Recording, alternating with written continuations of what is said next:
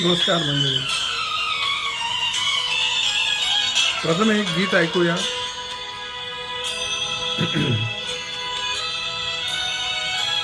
बहु असूत सुंदर संपन्न के महा प्रिय अमुचा एक महाराष्ट्र देश प्रिय अमुचा एक महाराष्ट्र देश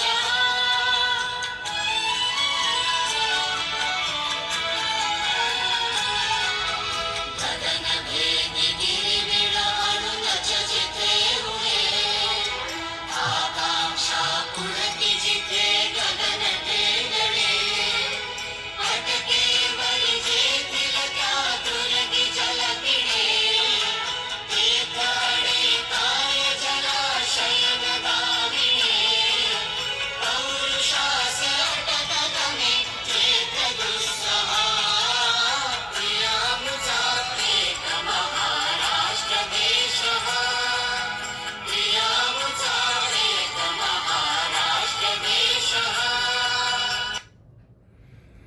आज 1 मे 2026 महाराष्ट्र दिन.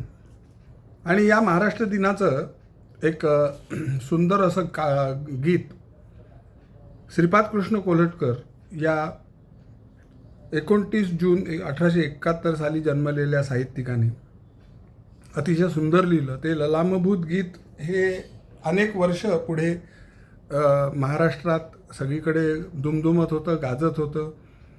आणि नंतर कालौघामध्ये ते थोडंसं मागे पडलं. त्यानंतर अनेक शाहीर साबळ्यांची वगैरे सुंदर सुंदर महाराष्ट्र गीतं आली. आणि याच्यातली भाषा ही 150 वर्षापूर्वीची असल्यामुळे तशी दुर्बोधच. मंडळी, एक बातमी मला शेअर करायला किंवा सांगायला आवडेल की श्रीपाद कृष्ण कोल्हटकर हे माझे पणजोबा. खामगाव मुक्कामी त्यांचं बहुतांश वास्तव्य झालं. तर त्यांच्याबद्दल थोडीशी माहिती आपण आधी जाणून घेऊया. श्रीपाद कृष्ण कोल्हटकर हे लहानपणापासून अतिशय बुद्धिवान म्हणून प्रसिद्ध होते. ते त्यांच्या वडिलांचे दुसरे अपत्य आणि त्यांना सावत्र आई होती. त्यांची खरी आई ही अगदी लहानपणीच वारली. त्यामुळे ते फारसे मित्रमंडळी नसल्यामुळे आणि वाचनाकडे कल असल्यामुळे त्यांना लहानपणापासूनच उत्तमोत्तम वाचनाची गोडी लागली.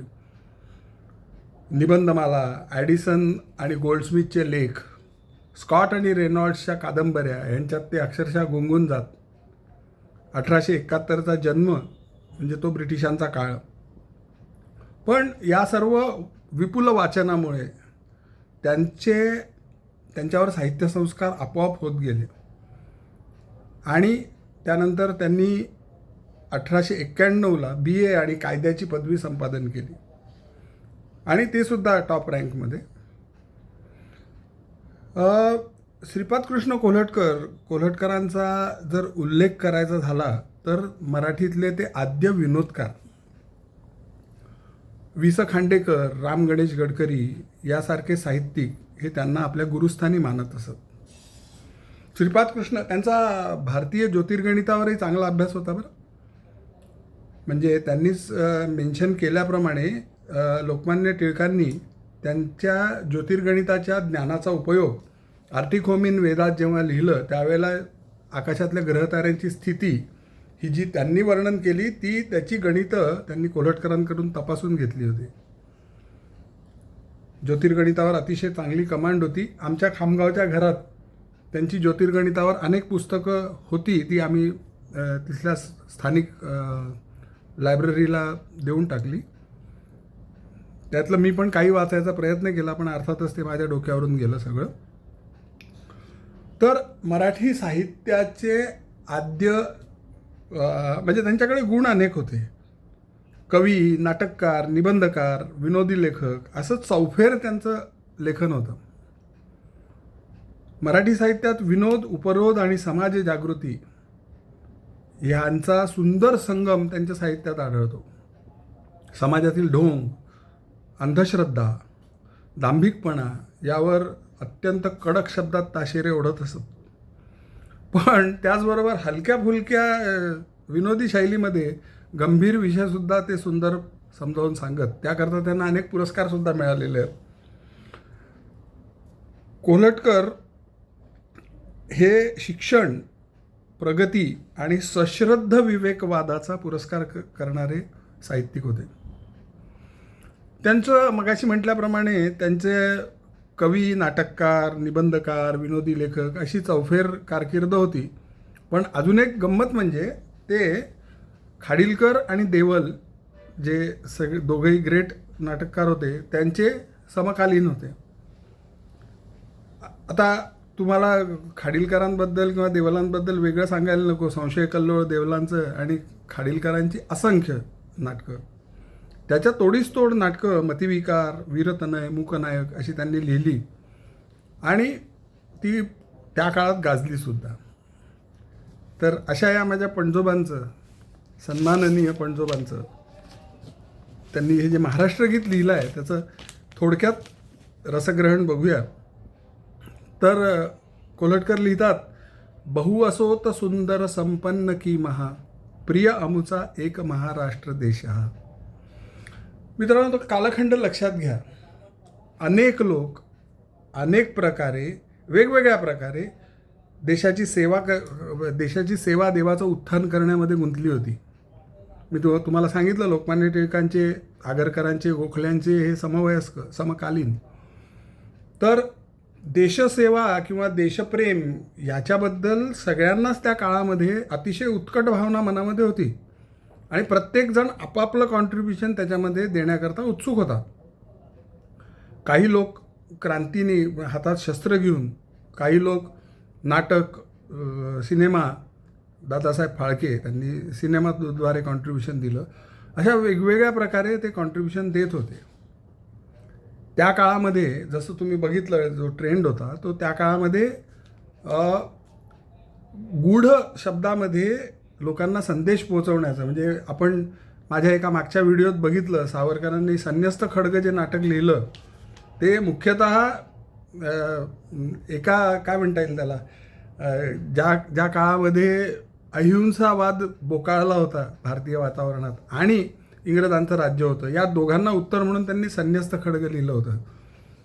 अतिशय काय म्हणता येईल की गूढ प्रकारे त्यांनी समाजाला संदेश देऊन जागृती करण्याचं काम केलं होतं.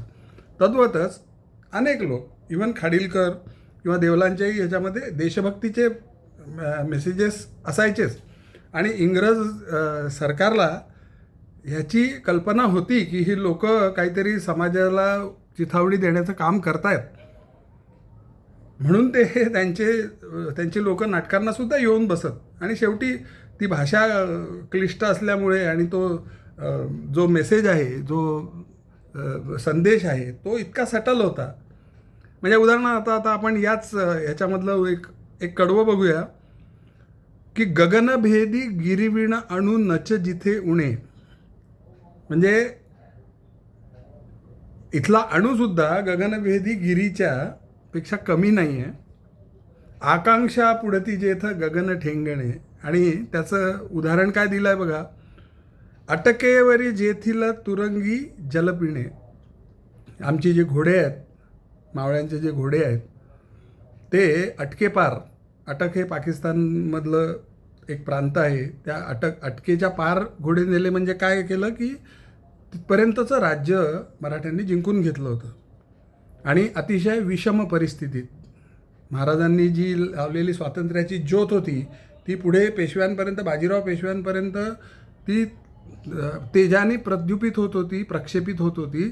आणि अटकेच्या पार झेंडे गेले म्हणजे पराक्रमाची परमावधी, तो तिथपर्यंतचा सगळा दोआब जो होता, अटकेचा दोआब, तिथपर्यंतचा सगळा प्रांत मराठ्यांनी खालसा केला आणि राज्य स्थापन केलं होतं. तर पौरुषासी अटक जेथे गमे जेथ दुस्सहा. आता अटक दोनदा शब्द आला आहे, हा श्लेष साधला आहे त्यांनी. पहिली जी अटक आहे ते अटक नावाचं पाकिस्तानातलं प्रांत, आणि दुसरी अटक जी आहे पौरुषासी अटक गमे जेथ दुस्सहा. इथे अटक जे वापरलं आहे ते रेजिस्टन्स किंवा स्टॉपेज या अर्थी वापरलेलं आहे की पौरुषाला, इथल्या पौरुषाला म्हणजे महाराष्ट्रातल्या पौरुषाला अटक गमे जेथ दुस्सहा, म्हणजे अटकाव, त्याला रोखणं हे इथल्या पौरुषाला मान्य नाही, असं त्यांनी सुंदर श्लेष साधला आहे. आता ह्याच्यातली जी गोम आहे किंवा जी मेख आहे ती इंग्रजांना, बापड्यांना, जे नाटकाला येऊन बसले त्यांना कुठून कळणार, जेव्हा आपल्याला सुद्धा ते समजवावी लागते. तर अशी त्यांनी अनेक कडवी आहेत. मी काही सगळी सांगणार नाही कारण व्हिडिओही मोठा होईल. पण मित्रांनो, मला त्या काळच्या या लोकांचं खरंच कौतुक वाटतं की त्या मगाशी मी तुम्हाला सांगितल्याप्रमाणे 1891ला त्यांनी BAची पदवी आणि कायद्याची पदवी घेतली. किती सुंदर शिकत होते हे लोक, किती त्यांना समाजभान होतं, किती रूढी परंपरांचा त्यांच्यावरती त्या उन्मळून उखडून टाकाव्या म्हणून त्यांनी अथक परिश्रम केले असतील. आणि हे सगळं लिमिटेड रिसोर्सेसमध्ये. त्या काळात रिसोर्सेस खूप कमी होते. मी सध्या त्यांनी लिहिलेलं, स्वतः लिहिलेलं कोल्हटकरांचं आत्मवृत्त म्हणून चरित्र वाचलं या व्हिडिओच्या निमित्ताने. त्यावेळेला मला पहिलं रिअलायझेशन काय झालं की रिसोर्सेस खरंच खूप कमी होते त्या काळात. पण त्या काळातसुद्धा त्यांनी, आणि दुसरी गोष्ट अशी की वाचन भरपूर असल्यामुळे जननी जन्मभूमीश्च स्वर्गादपि गरीयसी हे जे श्रीरामचंद्रांचं प्रसिद्ध वाक्य आहे, प्रसिद्ध उद्बोधन आहे की बिभीषणाने जेव्हा रावणाचा निपात झाल्यानंतर प्रभू रामचंद्रांना बिभीषणाने हे राज्य देऊ केलं की महाराज तुम्हीच हे जिंकलेलं आहे, तुम्हीच करा राज्य. त्यावेळेला राम म्हणाले, प्रभू श्रीराम म्हणाले, जननी जन्मभूमीश्च स्वर्गादपि गरीयसी, म्हणजे आई आणि आपली जन्मभूमी ही स्वर्गापेक्षाही मला श्रेष्ठ वाटते. त्यामुळे हे बिभीषणा, हे राज्य तू सुखाने कर, मला माझी अयोध्या प्यारी. मला वाटतं बहुतेक हाच कन्सेप्ट किंवा हीच भावना या बहुवत असो तर सुंदर संपन्न की महा मध्ये आपल्याला आढळून येते. व्हिडिओ कसा वाटला ते जरूर कळवा. लाईक करा, शेअर करा, सबस्क्राईब करा. भावगीतार्थ या माझ्या चॅनलवर पुन्हा पुन्हा येण्याचं मी निमंत्रण देतो. धन्यवाद. जय हिंद, जय महाराष्ट्र.